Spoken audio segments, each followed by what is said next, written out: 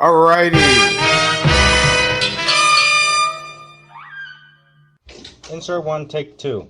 1, 2, 3, 4.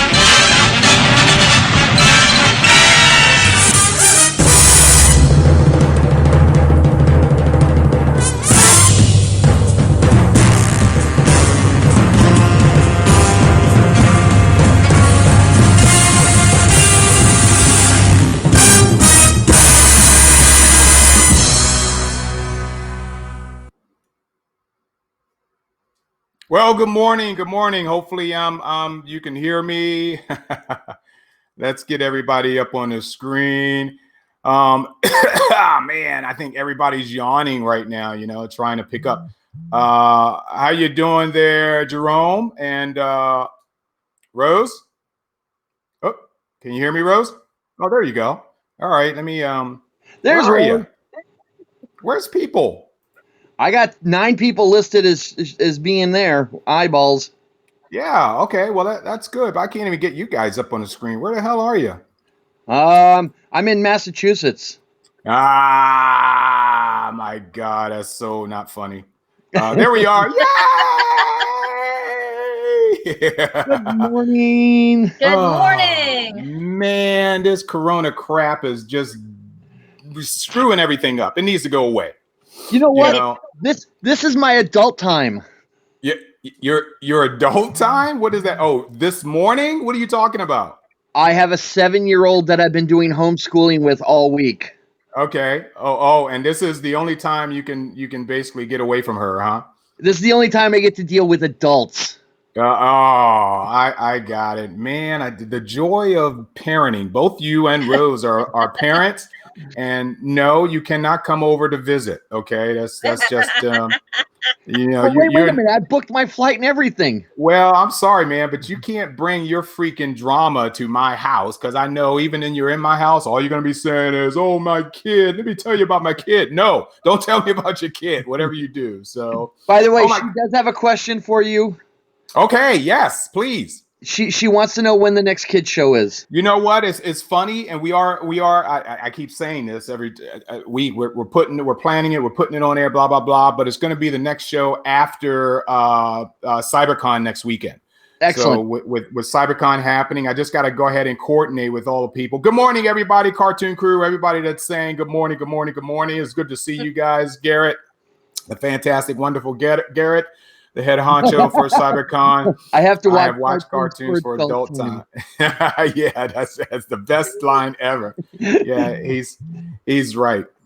So let's go ahead before we jump into this. Let's go ahead and ask how everybody's dealing with Corona crap, because that's what I'm calling it. Corona crap. Yeah, I love that name. That's the best name for it. Yeah, it's just destroying everything. You should have seen. I went to my Jerome down here. Our biggest chain of supermarkets is called Publix. Yeah, I know about Publix. Okay, good. Well, they've put their arrows in the aisles now. So you go one up one aisle, down another, up one aisle, down another. And of course, I had my mask on, and so did a lot of other people. Please. And it's like, oh my God, it's kind of good for employment, because I'm sure they pulled in more people to control those crowds coming up and down the aisles. Go ahead, Jerome. So up here, we have a number of different ones, but yesterday I drove by Trader Joe's. Yes, we have a Trader Joe's here too. Yeah. Had a cop outside, and the line was going out there, and it had they had actual lines taped to the sidewalk for every 6 feet. Yep. They got that at my local Publix. They got that at I think it's everywhere now. And I think most places do that right now. You know what we're going to have to do? We're going to have to start, because at some point there's going to be lines on sidewalks everywhere we go, and everybody's going to have to do the John Cleese walk. Yep. The Ministry of Silly Walks. Yeah. They're just going to have to do that walk, and I could just see myself stretching to the next 6 feet. I can do it, trust me. Wait a minute, Mark. You have to do. Now I've got my watch party on. Can you put yourself full frame? Oh, yeah, sure. And can you take off the hat so we can see the afro that you keep complaining about? Rose, do you want to see this? I want to see this. Okay. This is why I got a hat on anyway. You guys might not think it's a lot of hair, but the problem is my hair grows slow, which is a good thing. Okay, but and now I got hat hair. You can tell I got a lot of hair because there's hat hair there. But it's yeah. Just take off the hat. You can't see the forest for the trees for right now, but I'm gonna tell you, at some point I'm gonna look like Huggy Bear. I was gonna say, if you're gonna look like Huggy Bear, you're gonna dress like him. Yeah, I don't have that kind of clothing anywhere around. Good morning, Cartoon Krew. You guys I'm giving you guys a chance to get the crud out of your eyes, because Corona Fro.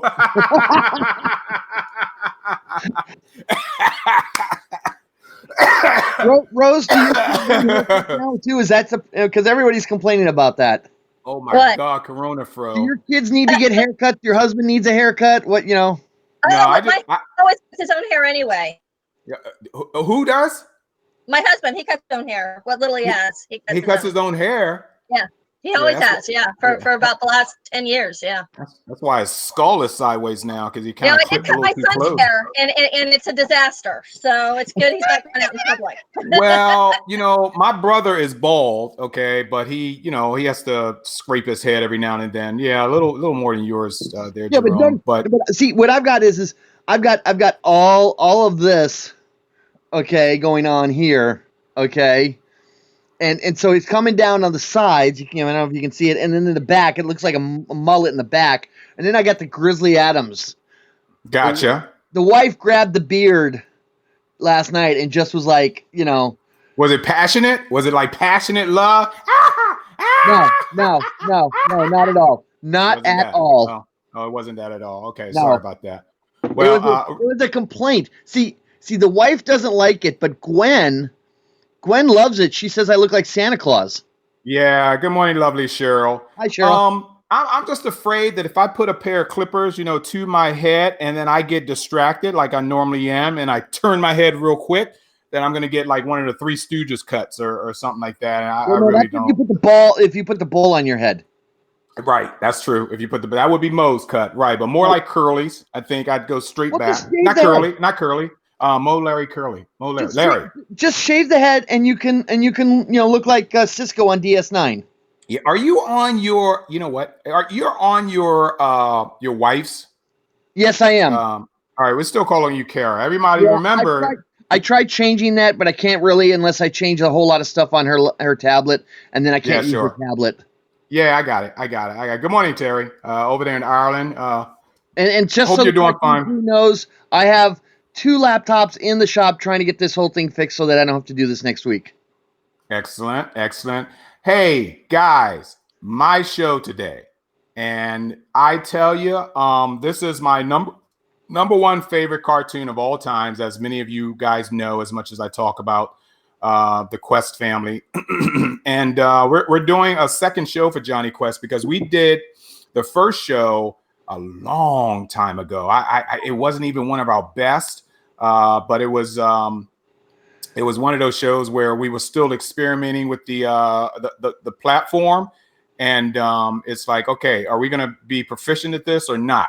But Jonny Quest, there's a lot that I can say about Jonny Quest. How about I start now? All right, Jonny Quest, often casually referred to as the Adventures of Jonny Quest, is the original American science fiction adventure animated television series that started the franchise. It was produced by Hanna-Barbera Productions for Screen Gems and was created and designed by comic book artist Doug Wildey.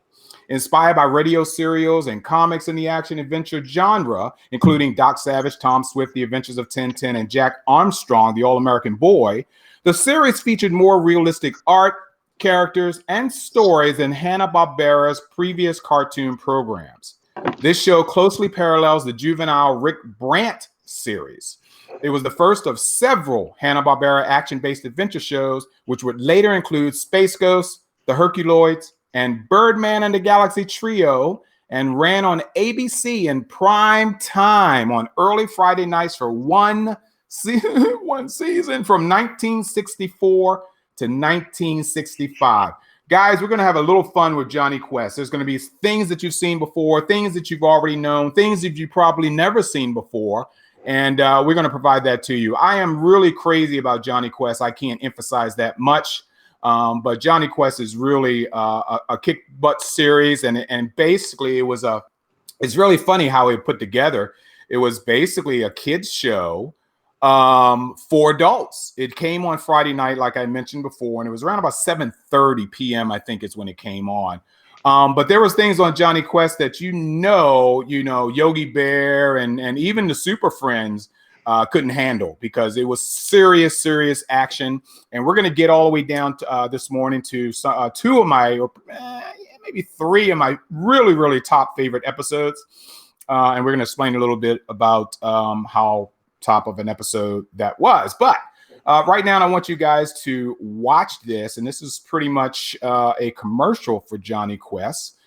Check this out if you can. This is Jonny Quest, where gripping adventure stories explode to life with blazing realism. Watch as full living animation makes possible a new kind of excitement never before seen on television. You'll travel to exotic places. You'll brave perils plotted by the most diabolical minds of the century. And it will happen every time you enter the incredible world of Jonny Quest. Every week on ABC's Wide World of Entertainment.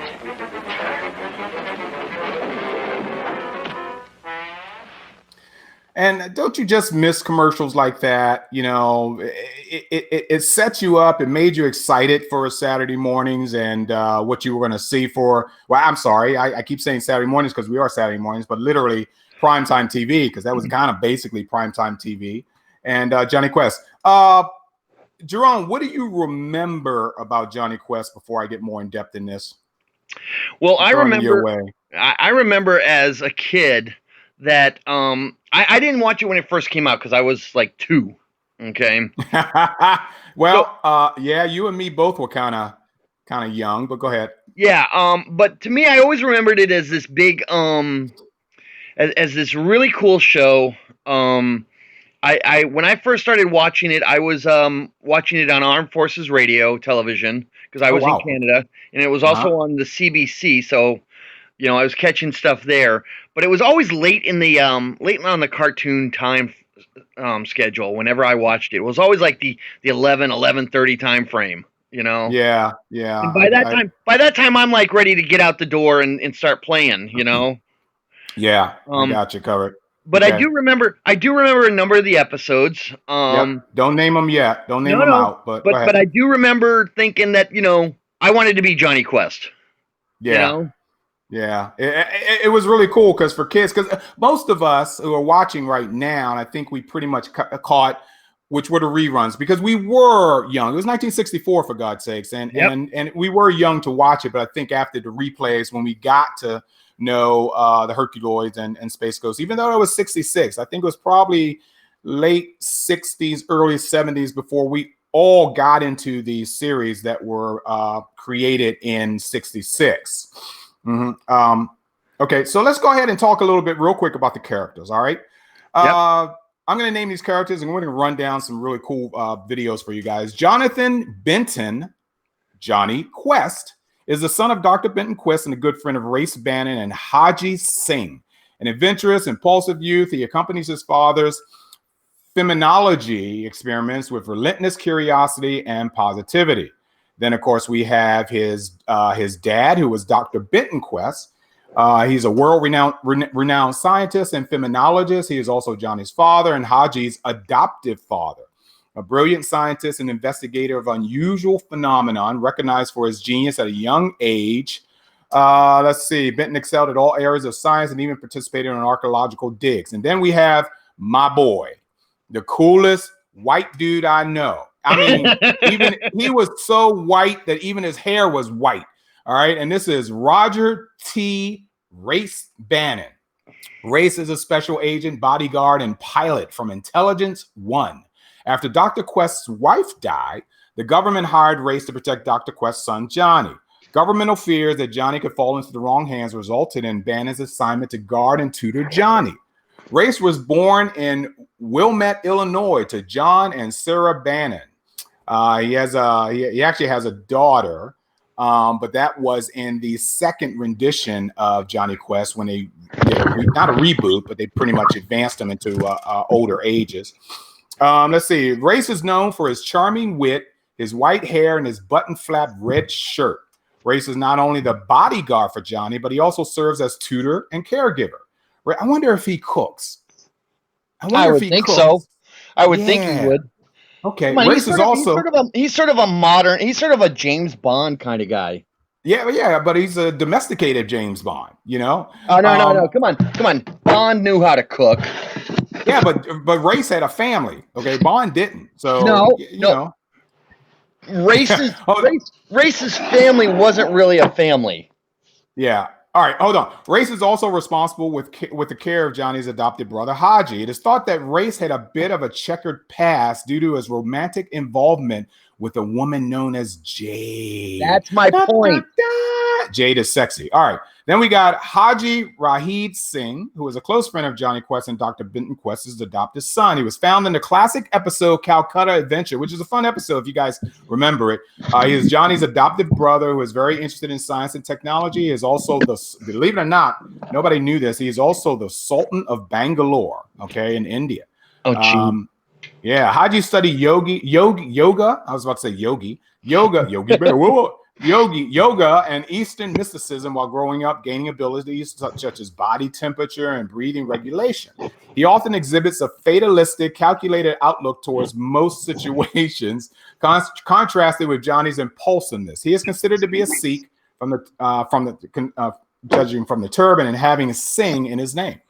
All right, and then we get the last and most comical character out of the group, and that is Bandit. Okay, and I don't really have much to say about Bandit except that he's a dog. All right, Bandit is basically a bulldog. Okay, but if you look at Bandit and see his face, it's like, wait a minute now, he looks human. How does that happen? So that's Jonny Quest. Genetically engineered. I like Sage's description. He's Alfred and Bond all rolled in one. Very good.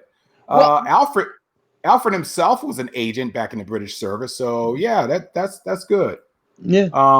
I like that. Okay, let's go ahead and show you guys my next clip. This is it's not long, but it's substantial enough that you'll like it. And I picked it up off of course YouTube, and I hadn't seen this before, but I think it's going to be pretty cool for you guys to watch. A shout out to Comics Alliance for doing this, and it says a lot. So watch this real quick for the next 4 minutes, guys. Here you go.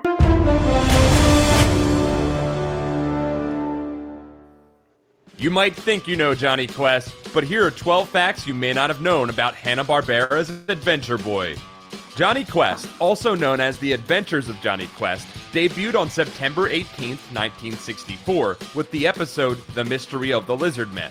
The original run of the series would last 26 episodes, with the final episode, The Sea Haunt, airing March 11, 1965. The characters from the show were created and designed by comic book artist Doug Wildey, best known prior to this for Western comics such as Atlas Comics' Outlaw Kid. Nevertheless, Hanna-Barbera refused to credit him as creator, with "based on an idea created by" being Wildey's official byline. Hanna-Barbera originally hired Wildey to develop an adaptation of popular 1930s radio show Jack Armstrong, the All-American Boy, which Wildey updated for the 1960s by researching magazines such as Popular Science. When Hanna-Barbera did not obtain the rights for Jack Armstrong, Wildey reworked his ideas as Jonny Quest. In his development of Jonny Quest, Wildey incorporated inspiration from movies starring child actors Jackie Cooper and Frankie Darro, pulp hero Doc Savage, boy hero Tom Swift, Milt Caniff's adventure comic strips Terry and the Pirates and Steve Canyon, and, at Hanna-Barbera's instruction, the then-new hit spy film Dr. No. The first working title for the show was the tongue-in-cheek placeholder name The Saga of Chip Ballou, which was followed by Quest File 037, meant to reflect James Bond's codename of 007. The name Quest was found in a phone book and picked because of its adventurous meaning.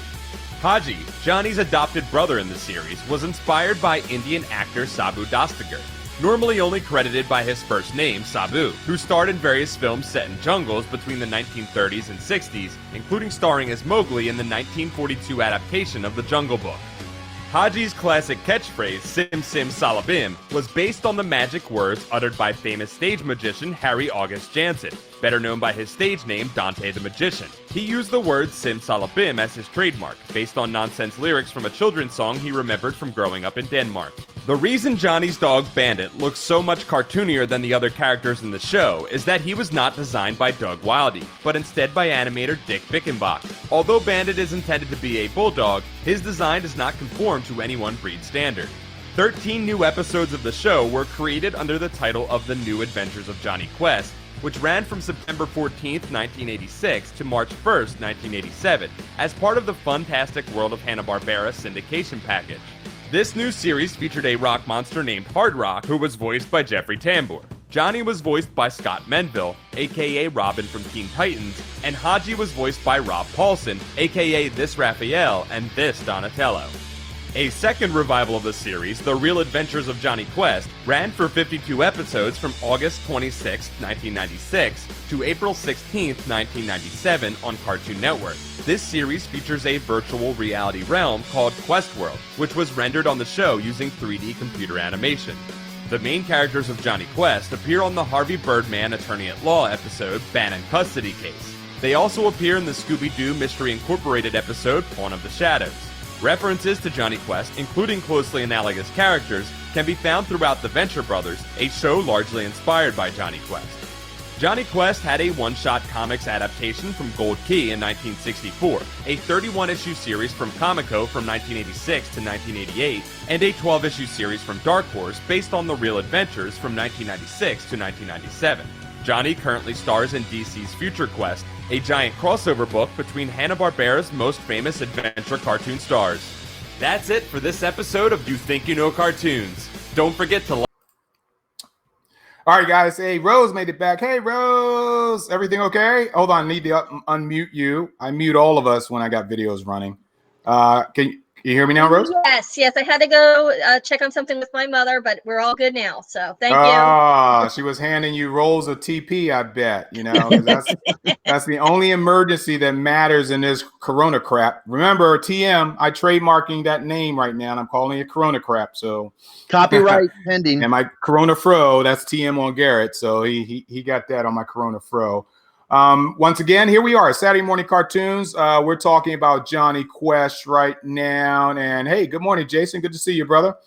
You know, this is my segment on Jonny Quest. And I just so happen to love Jonny Quest so passionately that, you know, someone up in Maryland knew I was such a huge Jonny Quest fan. So she sent me, thank you, Cindy. She sent me this really cool, oh, that's awesome, Jonny Quest little kind of figurines that are in there, and There's Toodoo. Well, actually, that's not Toodoo. That's just another pteranodon or pterodactyl, whatever you call it. But I really like this this gift that she sent me. Man, I love Jonny Quest. I really, it is kick ass because it had it had murder, it had deaths, it had killings, it had people blowing up.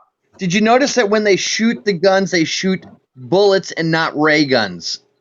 Yes, they do, except Dr. Quest did use a big-ass ray gun on a freaking ship once in the Sargasso Sea. Man, the sidearms, man. Anytime you saw the Army guys, they were shooting actual bullets versus what later was done in the later years where Army guys were shooting some sort of bizarro raid guns, Right. Bizarro ray guns, but you're right. There was so many technologically advanced devices that were used in Jonny Quest. There were a lot of from hovercrafts to rocket packs to vehicles, hydrofoil speedboats, things like that. It was just so many different things. What's Brady saying here? The comic adaptation of Jonny Quest are great, very faithful. Okay, gonna have to try that out. Thanks for that on that one. But Jonny Quest, Rose, I haven't spoken to you since you popped out, but right. We all agree that no one watched Jonny Quest when it first came out because that was 1964. Right. And although many of us were not born while I was born, we were still sitting in diapers, and I was probably, shaking my rattle at the screen if anybody in my household had it on. So we pretty much watched it in the late 60s, early 70s, when we were around about an age where we could understand what was going on TV. What is it that you remember about Jonny Quest, if you in fact watched Jonny Quest at all? Well, I did watch Jonny Quest, but not till much later when it was on Boomerang. Yes. Yeah. Mm-hmm. And that's where I really got a taste of it. And I really enjoyed the music. And not only that, but it was just like so different from all the cartoons from that time period. It it really had a more adult feel. Yeah. So I really wish that they would do another adaptation of it. I don't think that 3D one was very good though. Well, yeah. Go ahead, Jerome. In 2018, they announced that they're trying to do a live action Jonny Quest. Yes, I've been aware of that news for a while, and I hope they really cast these guys, like these two kids right now. I'm not up on child actors these days, the current child actors. So I have no idea who could be ready for these roles, who I could think of that could be a Jonny Quest and a Haji and things like that. Well, those are very physical roles. Yeah, they have to be. Well, kids are active anyway, so that should be. Yeah, but these are roles. These are like stuntman roles type of things, right? Yeah. Well, I just hope they cast them at the actual ages instead of trying to make them like older. Yeah, because Jonny was like a teenager, 12-year-olds. Yep, absolutely. Yeah, that's what I'm talking about. Like make them like 18 or 21 or something like that. Kind of loses it. Yeah, I gotcha. Hey guys, let's take a break here and let's go ahead and look at another kind of Jonny Quest style. This was very interesting. I want to know your take on this after you watch it. Take a look at it.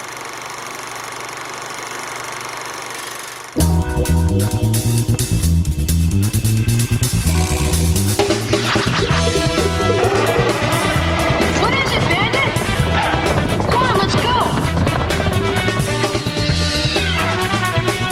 Hey, Hodge, look over there. That looks like fun.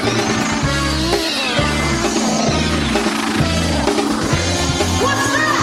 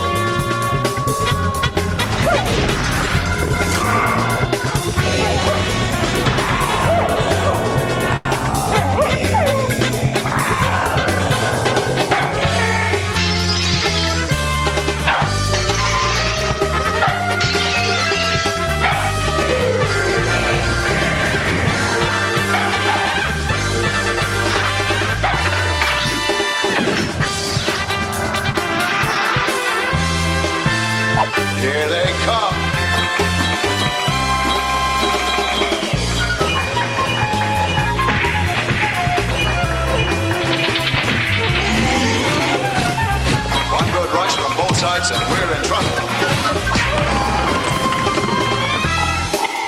Now start cheering too soon.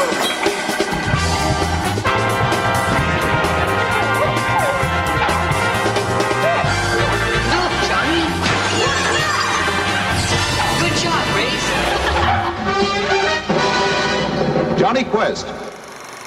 Is that not the coolest?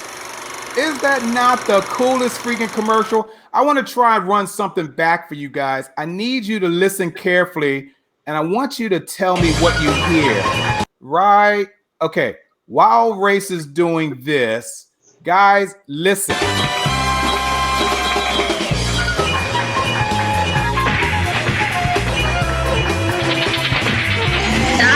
that? Hear that? Hear that? Wait a minute. Where was it? From both sides. One good rush from both sides and we're...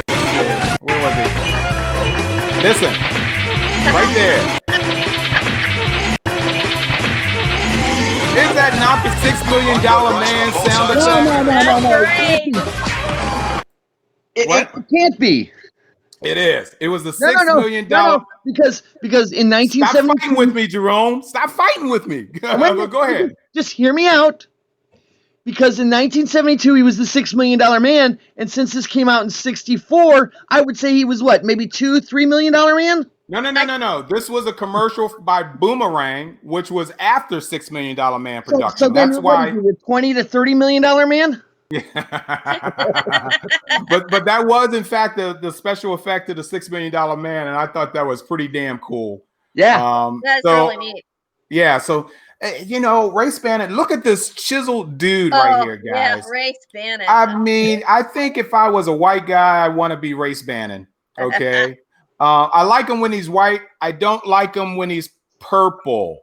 Who caught on to what I just said? I don't like him when he's purple. Okay.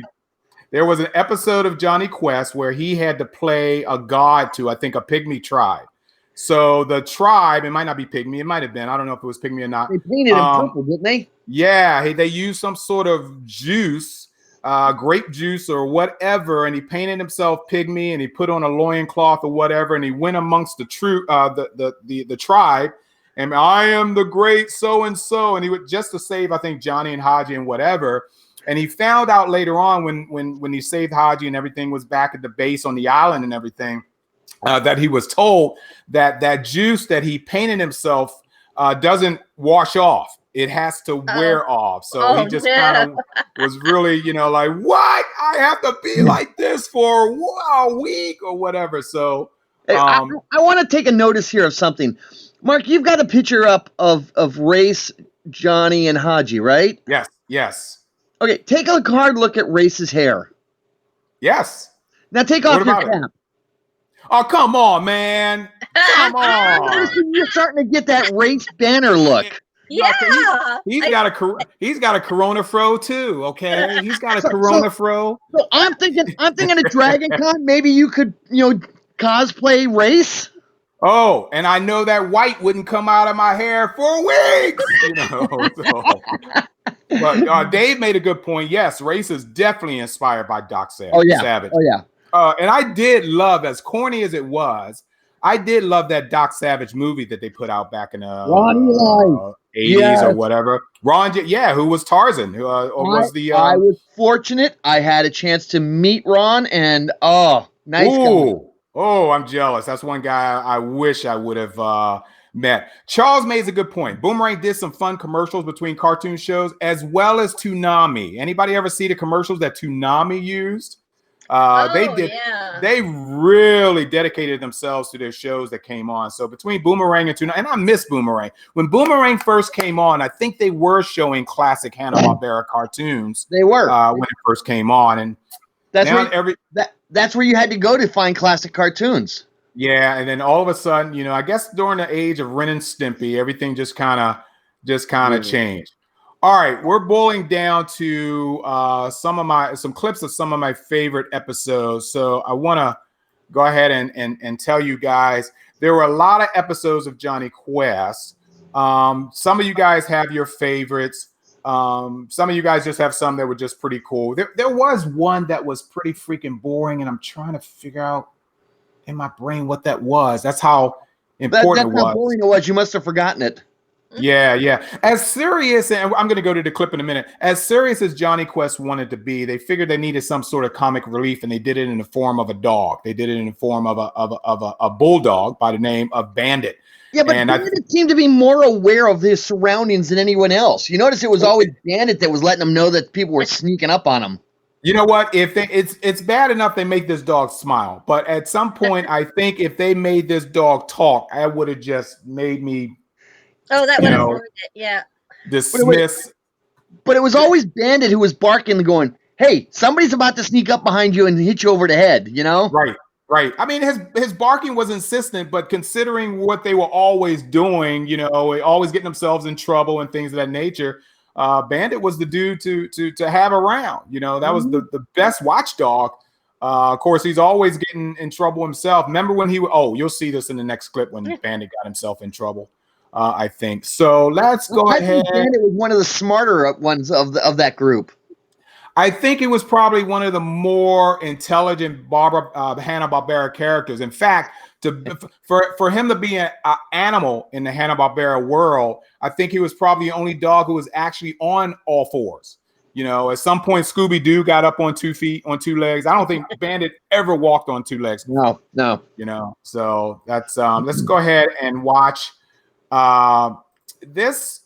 I want to ask you guys what you remember about this episode as I play it. So let's watch True the Terrible. Just a clip.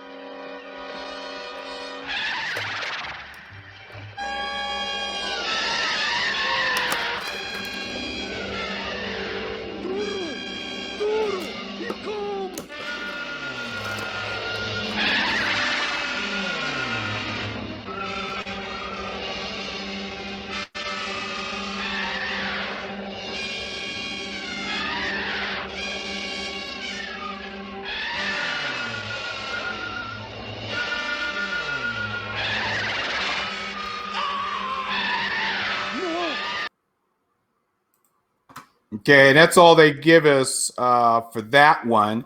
I got short clips on there because there's no way we can watch full episodes on this. Jerome, do you remember that episode? A lot of the episodes I don't remember from my childhood. I remembered lots of aspects of the characters and how it made me feel and that stuff. There's a couple of them that I do remember, but it's been so long since I've watched them. I'm gonna have to get them on DVD and watch them because I don't even know where to find them anymore. Yeah, well, I do own the Jonny Quest DVD. When we did the first Jonny Quest show, I showed you guys portions of a documentary on Jonny Quest, and of course, we're not going to show that. We can't show that here, but it's 2 hours long, and I encourage people to try to search for it on YouTube. It is unbelievable. The guy that basically did the documentary broke it down into various segments of the show, right down to the music, which you guys know I'm a big fan of soundtracks and things of that nature. And the jazz music that was performed during Jonny Quest is groundbreaking. It's just unbelievable stuff, and we'll hear a little bit about it. You going to say something, Jerome? Yeah, it's something I want to talk to you about off air. I just realized this was not the off air. Oh, okay, all right. I want to cut your hair. No, dear God, no. But you know what? I mean, Jonny. I'll say this about what my memories of it are and everything else is that they in one of those things that you talked about, the top 12. For me, the Bond influence is just so heavy. Okay, very heavy. Yeah. And during the Kennedy administration, they asked John Kennedy what a list of his 10 favorite books, and Goldfinger was listed, which is what, and when they did this, they were in the middle of making Goldfinger, and Dr. No One from Russia with Love had come out. And if you watch those films and then go back watch Jonny Quest, the influence is just amazing. Yeah. Do you remember the James Bond? Let me think now. The James Bond movie where they made him Japanese. So, You Only Live Twice. You Only Live Twice. You remember when they invaded the volcano? Volcano lair, and how you had all the special agents, which was basically Japanese, and of course James Bond was probably the only Westerner. They were the secret agent ninjas. They called them ninjas. It was the coolest invasion of any group because you had literally ninjas coming down on ropes down into that, and they're throwing their stars, and they got their samurai swords, but they still had the modern weapons as well, machine guns and the whole 9 yards. I think of Jonny Quest and some of the action sequences in that. Well, I think it was cross. I think it was Jonny Quest was inspired by the early Bond, and then the later stuff. Jonny Quest had to have had some influence on these guys. Yeah. I'm going to show you guys another one of my favorite episodes. It's a scene from one of my favorite episodes, but it gives you a little bit of an idea of the technology that was used in Jonny Quest. So enjoy this for a sec, guys. We'll continue in a second.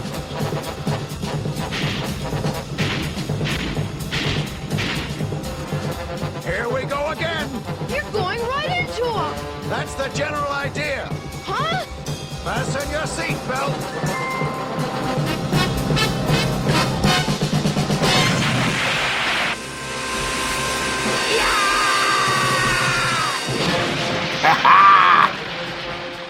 His boat was tougher. They're escaping. Cut them off. Blast the tanker.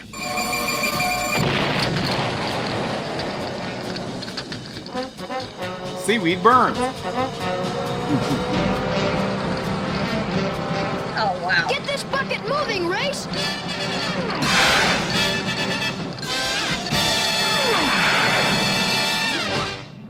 Thank goodness. Johnny and Race made it. All right, steady with that mirror now. Never mind the speedboat. Destroy the ship. I'm going to try this in real life. Steady now. Swing with that light.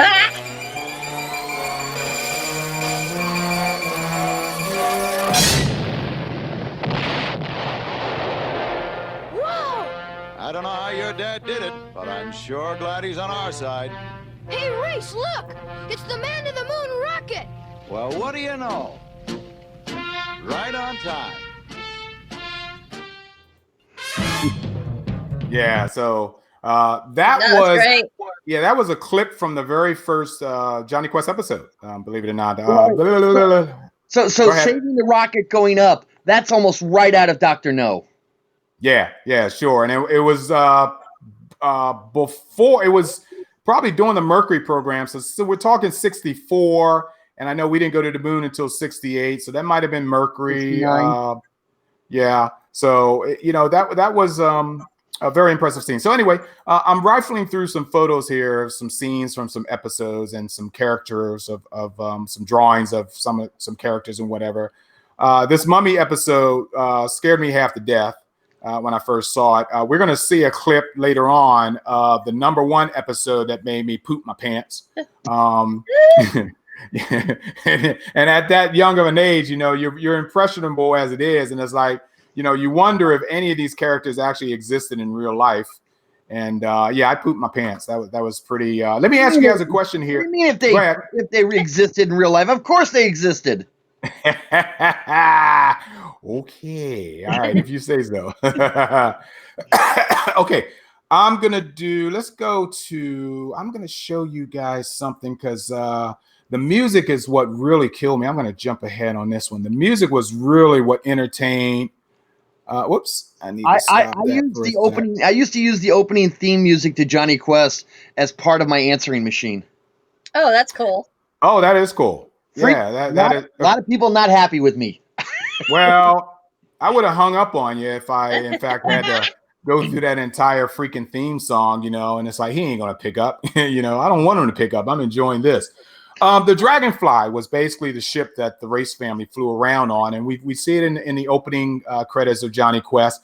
But if you look at this carefully, there are a lot of different things that someone obviously concentrated on in terms of the Dragonfly and instrumentations, the antenna, the gear. All it does is this picture. All it does is just points out locations of various things. It doesn't say, the left wing, which can retract into a sled or anything like that. It just says, hey, here's the main fuselage. Hey, here's the beacon uplight. And things of that nature. So, do you think that this plane influenced the Thunderbirds? Good question. A good question. I don't know. I'm not going to say yes or no on this. It was around about the same era, 64, 65. Actually, I think Thunderbirds was 66. It could have. It could have possibly influenced. Thunderbirds was late in the 60s. Right. Yeah. No, it is very similar. Yeah. Anybody remember this episode, The Dragons of Ashida? There was this big fat sumo kind of guy, and his pets were two basically Komodo dragons. It was pretty horrifying because these Komodo dragons were like bloodhounds. They will track down any escaping prisoner, which at that time were some villagers, and they use these Komodos. And I don't know how fast Komodos run, but dragging that fat guy behind them, I don't think they caught anybody. Good comment, Sage. Yeah, hey, that is a good comment. The ultimate paper airplane. That's funny. Okay, and let's see, what else do we have here? And of course, these boys, the whole group. There's a lot of art on this. I remember this episode. This episode was, I think, from Calcutta Adventure, and this is when Haji was first introduced to the Quest family, shall I say? And Haji saves the doctor from an assassination attempt, and obviously, ultimately, he became 65. Thanks, Cheryl. Thank you. He became a member of the family, of course, at some point. And of course, he's got that dumb dog on his lap, Haji. I love it when he's Sim Salabim Bandit. And what else we got here? There's some more. Good job. I love this. I would love to have this framed and hanging on my wall. That's awesome. I love it. In the house. Yeah. Race band. I can imagine how many people walk in my house and go, wait, what? That full body shot right there is so Doc Savage. Yeah. Just looking at that profile, looking at that head, absolutely right. And then they even used a Z26, which was one of the group's Dr. Zen, who was the main protagonist for the Quest family of Asian persuasion, shall I say. And of course, he had men everywhere. He just had a whole network, an expensive network, I may ask, of all kinds of stuff. All right, let's go ahead. This is a little longer clip, but I want to preface this by basically saying Hoyt Curtin, who was basically the composer for all of the music that you hear in the Jonny Quest series. This was jazz music. It wasn't your typical Flintstone background music or Jetsons background music or Yogi Bear or anything like that. He literally put together soundtrack and incidental music, also known as background music, to give you the idea of a spy type scenario every time you watch Jonny Quest. And I listen to his soundtracks at work all the time. I listen to the soundtrack to Jonny Quest all the time, and it's just fabulous. So watch this for a while. It's going to go for a little longer, than I like, but it's a lot of information to hear. So go ahead and listen to the music of Hoyt Curtin here. Here we go again. You're going right into him. That's the general idea. Huh? Fasten your seatbelt. There is a final star that shines brightly in every episode of Jonny Quest. 1, 2, 3. The music of Hoyt Curtin blazes through all 26 episodes of The Adventures of Jonny Quest. and is probably the most consistent high mark throughout this wild experiment. All right, hold your fire. I guess it's up to Race now. I hope he can come up with something. Hang on tight. I'm going to try something the hard way.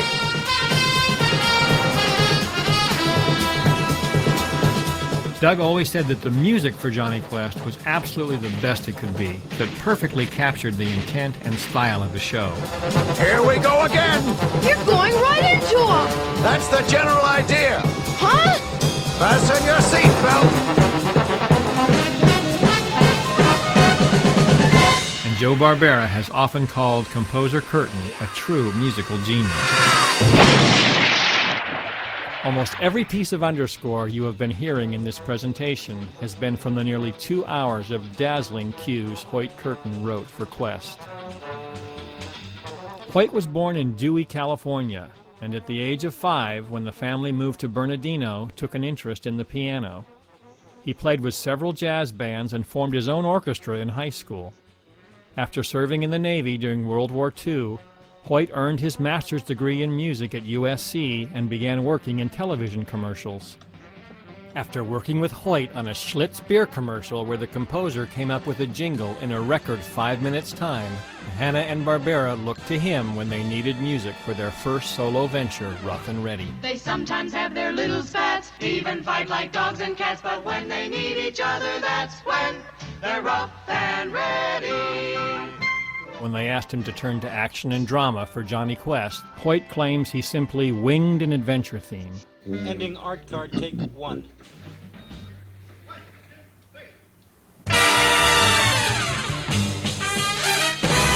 Saying he simply winged it was typical of Hoyt Curtin's soft-spoken humility that masked his enormous talent.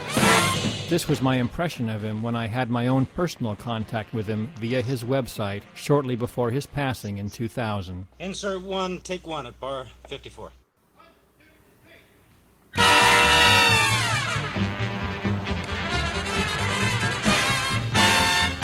Hoyt said the Quest music was performed by a regular jazz band consisting of 4 trumpets, 6 trombones, 5 woodwinds, and a 5-man rhythm section, all of them top musicians at that time in Los Angeles.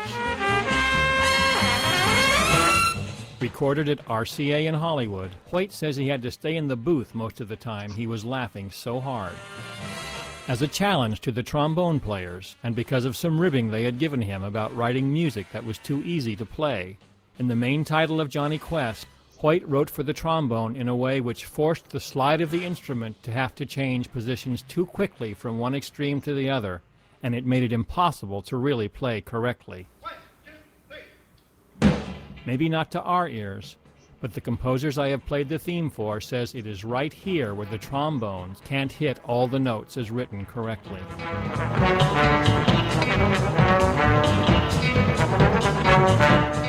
Hoyt said that that was the best they could get it, and that he had a wonderful time watching his buddies, some of the best musicians in the biz, sweating and swearing as they tried to master this impossible trombone riff, and that take after take, as they got more and more red-faced and winded trying to hit all those notes, the situation got funnier and funnier. As is often the case with productions at Hanna-Barbera, the title bestowed on Curtin for his musical contributions never allowed him to take credit for actually composing and conducting his music, never suggesting that the man ever composed a note of all that wonderful music.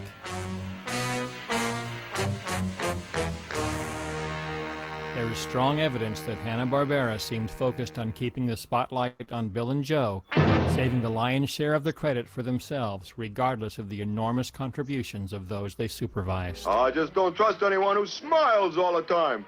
There's something fishy about this. The big brassy sound of the 60s had to be one of Hoyt Curtin's fortes, because the music for Yogi Bear, Yogi Bear is smarter than the average bear. Yogi Bear is always in the ranger's hair. the Flintstones,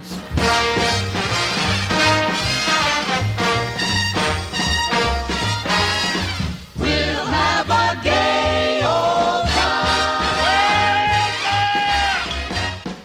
and everything that came after included some of the most kick-ass, sparkling jazz riffs I have ever heard. A personal favorite is some of the trumpet parts in the end title of the Jetsons.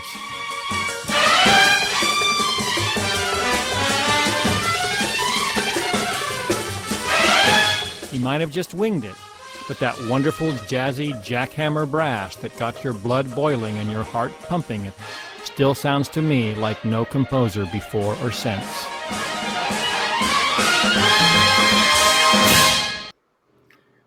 That was freaking amazing.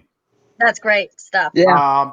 The guy that created the Flintstones, the Jetsons, then you just listen to the hard brass in those soundtracks. It is amazing the fact that he really described how the trombone, some people underestimate some instruments out there and how powerful they are. Just the trombone alone, and how he was basically explaining, just trying to keep up, the rest of the band just trying to keep up with the sliding of the bar on the trombone to come up with these amazing pieces. You don't see or hear that anywhere anymore, man. It's just amazing. No. Yep, it's amazing. Go ahead, Jerome. You going to say something?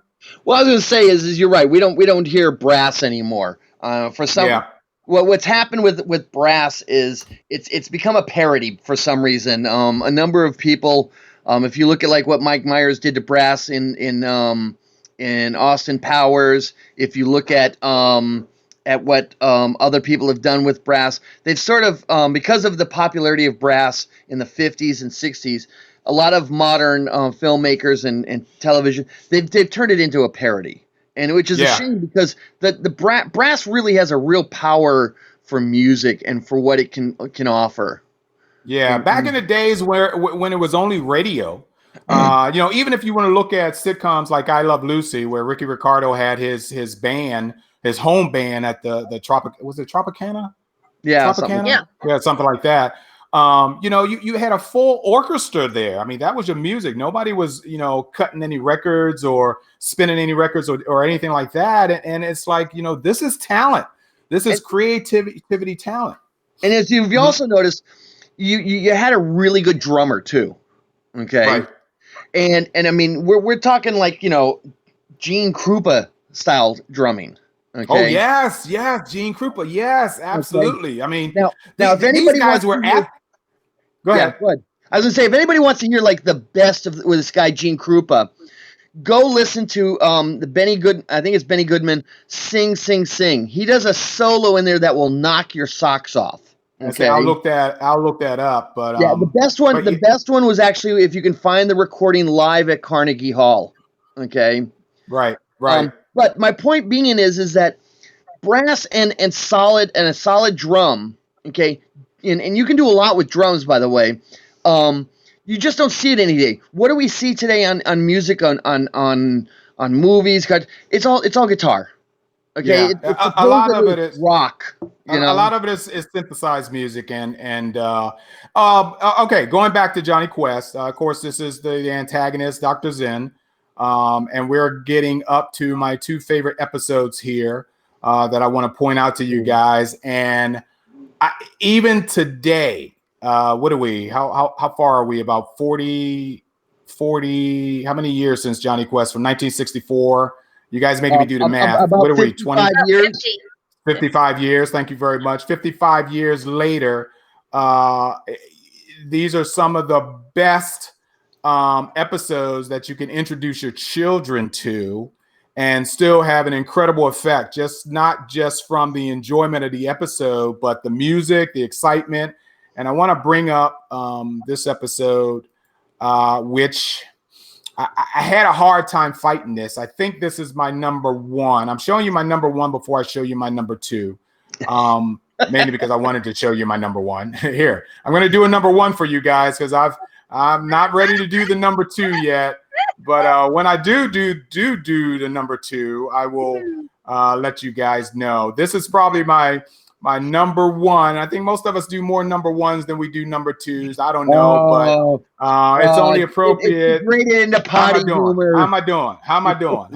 We're going to show you.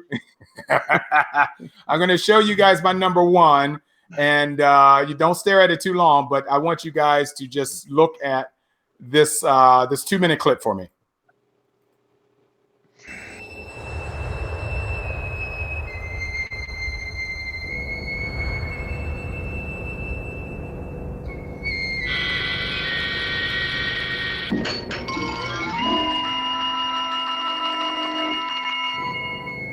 That para-power ray, Doctor.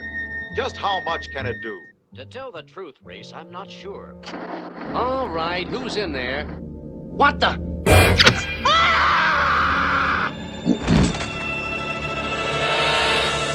I want to watch that again. We just put the screen.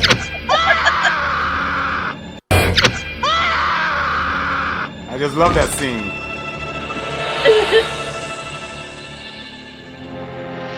That's it, my friend. Look around. We'll find the para-power gun yet.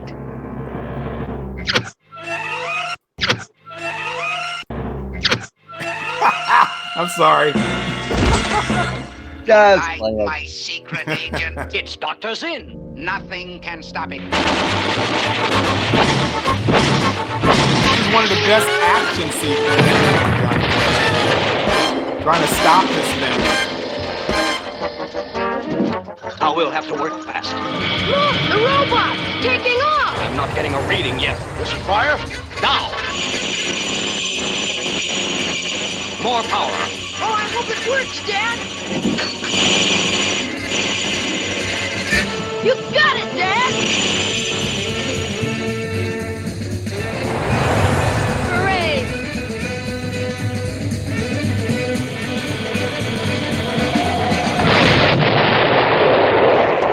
We will meet again soon, Dr. Quest. Very soon, I promise you.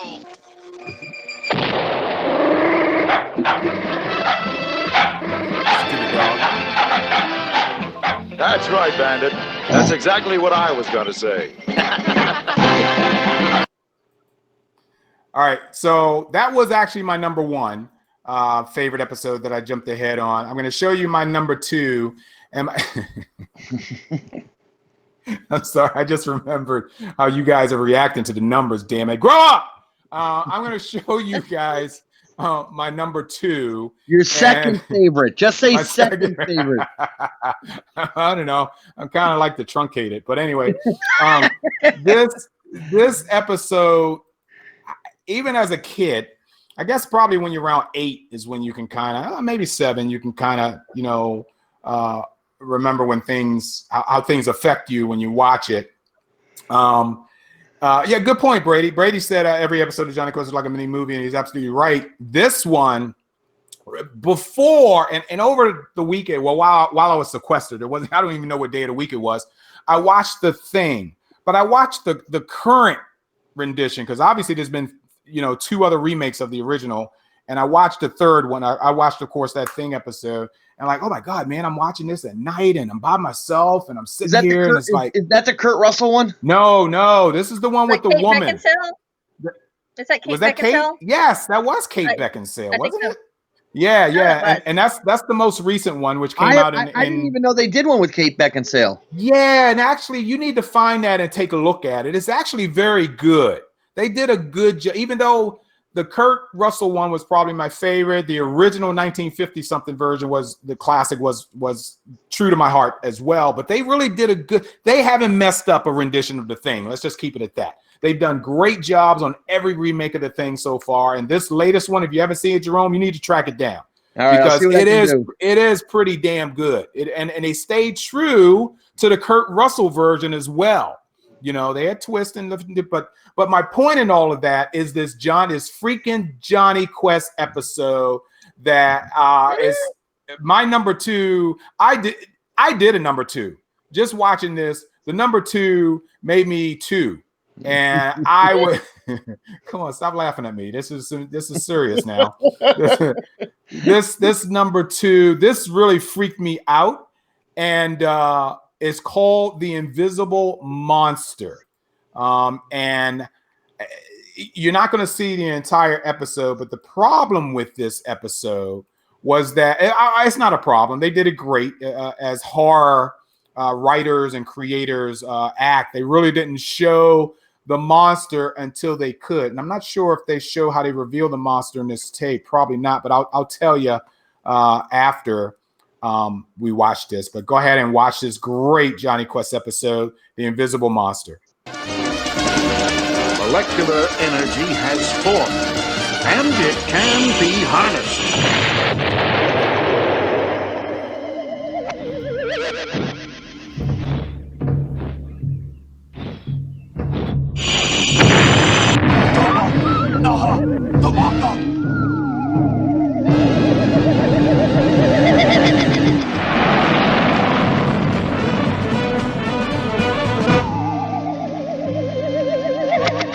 What is that strange sound?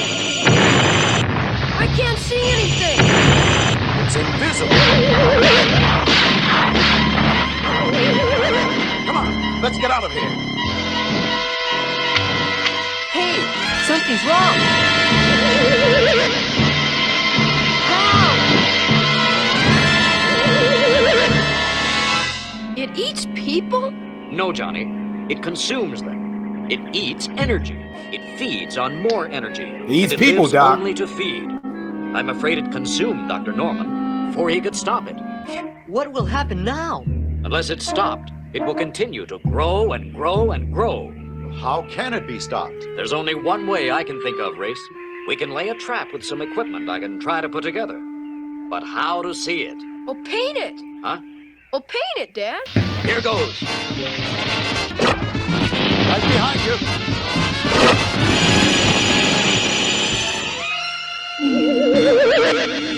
Great guns! That's the invention of the paint gun. It's like cotton candy. Yes, Race. I'm ready for it.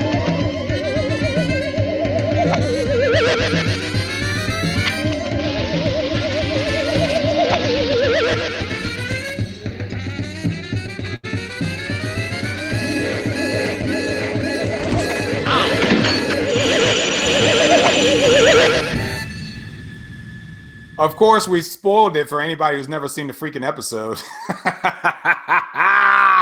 It's like, how do we kill this thing? Wait a minute, we can't even see it. Paint bombs. Brilliant idea. Yeah. That freaked me out when I was a kid. I was sort of like, that's a scary idea, to be consumed. Does anybody in the crew know when Forbidden Planet came out? 50, I want to say 56. Because the monster in this one reminds me of the monster of the Id from Forbidden Planet. Yes. And only till that monster hit the force field did he you could actually see him. When he hit that force field, then you can see the shape of the monster and all this kind of stuff. And they look kind of similar, to be honest. Yeah. They could have grabbed it from that, but either way, that was one of the most frightful episodes that I've ever seen in Jonny Quest. And it just goes to show that they were not catering to kids during that era of Jonny Quest. They were catering a lot to the adults, and it was animation. This is why we as animation fans, I don't like it when people say, oh, is it a cartoon? And they kind of turn their face up. It's like, you know what? They write for cartoons as well, just as much as they write for, live action productions. So don't do that. And she said 56. Yes, I was right. Good job, Cheryl. Thank you, Cheryl. It was 56. For me, there were three episodes that freaked me right out as a kid. Okay. What was it? Where were they? All right. So that damn spider robot. Yep, the robot spy. Every freaking time as a kid I saw a Daddy Longlegs, I'd freak out after seeing that film.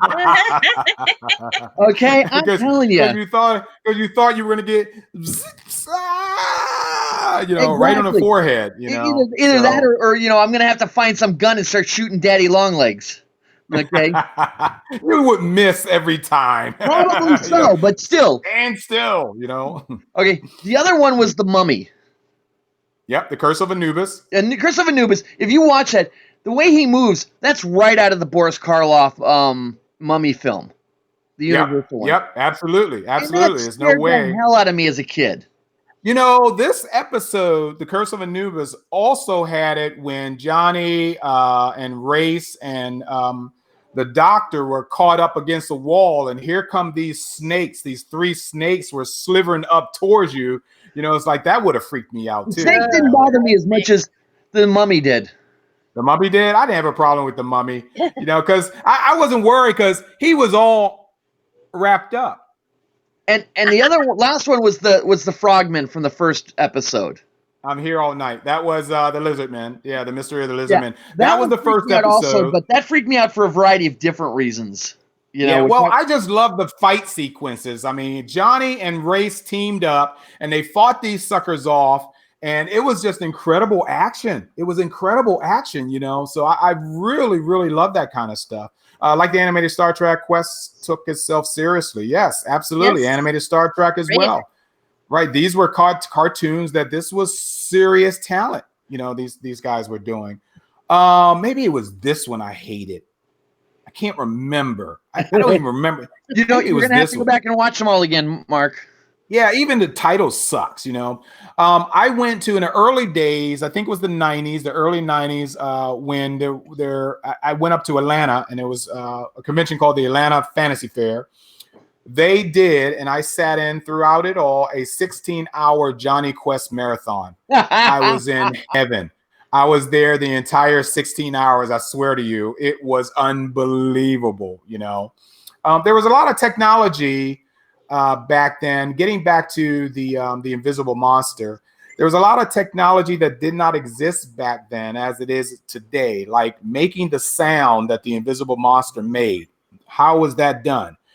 All of the recordings back then were basically on reel-to-reel, so you didn't have the how can I say, the whole category of sounds that you can pull from these days to get a special effect. From a gunshot to a face smack, you can just pull it up on the computer and you got it. Go ahead, Jerome. There were sound effect vinyl albums back in the day. Yes. And I can attest to it because in my house, I have a number of those records. Sound effect, you still play them? No, because I have a 7-year-old and I don't want to freak her out. Oh no, that's the best time you play them, when they're naughty.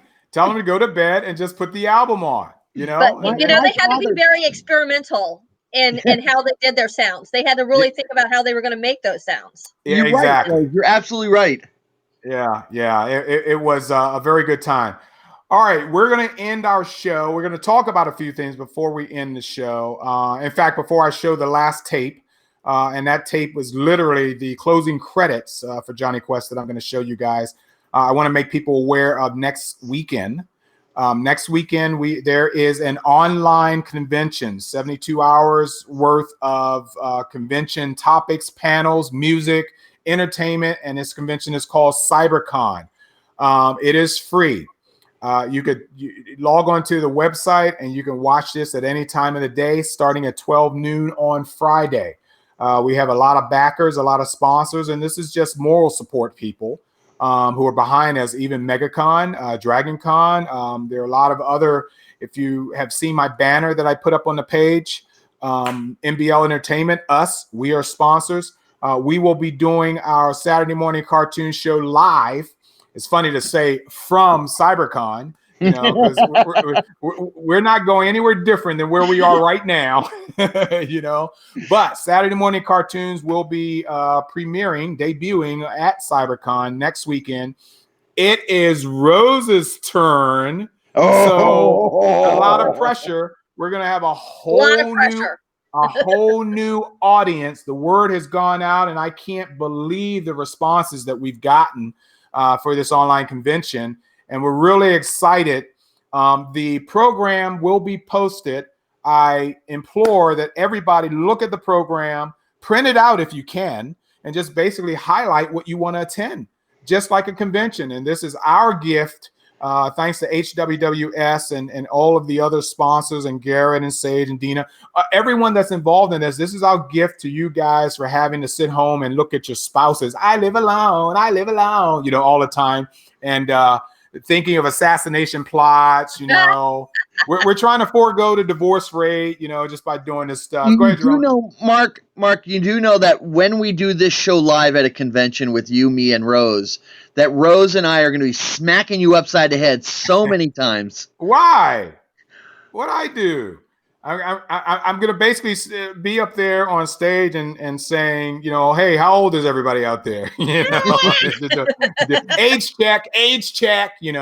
Cybercon is going to be a kind of a once in a lifetime thing. And I'm going to tell everybody now, and this is my sincere and honest opinion of all of this. There's other online cons that are out there. And I have investigated them all. And some of them have big name celebrities, some mid name celebrities, whatever you want to call it. But, one of the other things I didn't mention is we are taking donations at Cybercon because we do have a charity, and I can't mention. Sage, put that up for me, please. Oh, there you go. She did. How quick. Wow. It is we're the Center for Disaster Philanthropy COVID-19 Response Fund for a free convention. Okay, and only asking that you donate. Okay, we are much unlike conventions who mention that they are donating a portion of the proceeds. I hate that sentence. A portion of the proceeds. Well, you really don't have any operating costs. You're online. You didn't rent a convention center, a hall. You didn't fly people in. I'm assuming you must be paying people to come to appear on your convention. Not slamming you, but I'm just pushing this out to everyone else saying we're free. Come watch us, enjoy us. You can pop in and pop out for 3 days and see what we're up to. And I really applaud Garrett and his team, HWWS team, for doing this because they didn't have to. All righty. This is because some of you suckers don't go to work like I do in the morning anymore. Oh, for a while. That.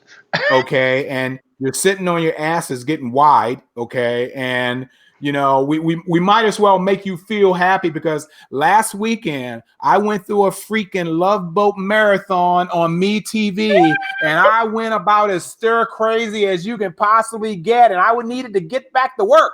How many Charo episodes did you watch? Oh my God. He's like in every other episode. So I was kind of figuring it was like all I could hear was coochie coochie, and I'm watching hips going left and right and the hair going up and down. And I'm sitting there saying to myself, oh my God, man. I couldn't keep this girl still if I took her out on a date at dinner. She'd get up at every time, where's the bill? Where's the check? I need dessert, so all right. So once again, Cybercon. No, I don't, Charles. You keep your number 2. No, very much. No, I'm gonna smack you. Yeah, keep this, Cheryl. Keep this, and whatever. Anyway, so hey, thank you guys for joining us for Saturday morning cartoons. We did about an hour, and it'll be 20 minutes by the time we're done. And I really appreciate you guys just kind of watching. This is another show that we could do, a show we'll just do on. It again. We'll do it do again. a show just on one episode. Another one. Oh, thank you. Let me ask Rose before we leave. Do we have any idea what you're doing next week for Cybercon? Yes. My idea is to do the rare gems of Hanna-Barbera. Stuff that hasn't really been seen much of, and that you might not remember. So I'm starting my research. I'm hoping to have everything done by tomorrow, Mark. Yeah, you better, so I can put that. Actually, all I need from you is a title. Yeah, the rare gems of Hanna-Barbera. The rare gems of Hanna-Barbera. There you go. You like that? That's okay.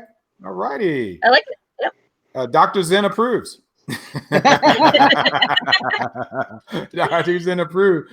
I didn't even freaking pull up the last clip. Guys, once again, everything that you watched today, especially when watching this last clip, listen to the music. A lot of people can't operate various senses at the same time. It flips me out. I don't know. I can see and smell. I want you guys to watch and listen. Okay, because this is some of Hoyt Curtin's best music. just listening to a cartoon with music that you can put on your stereo, for those of us that still have stereos, with the lights off and a bottle of wine. This is just incredible. What are you laughing for? Drinking a little early today, Mark? What now? You're drinking a little early today? Starting a little early? Well, I went over to the store and bought a bottle of wine last night, and I sat and I watched. I don't know what I watched, but I'm gonna tell you. I think at 3 o'clock I watched Cannon and Mannix last night. Oh no, my this God. morning. It was like 2 or 3 o'clock in the morning. I'm watching, and the fat man got jumped by these guys, and they beat the crap out of him. And Who I'm was the yelling, producer "Use your of those belly! shows? Use your belly!" Huh? Who was the What'd you say? producer of this?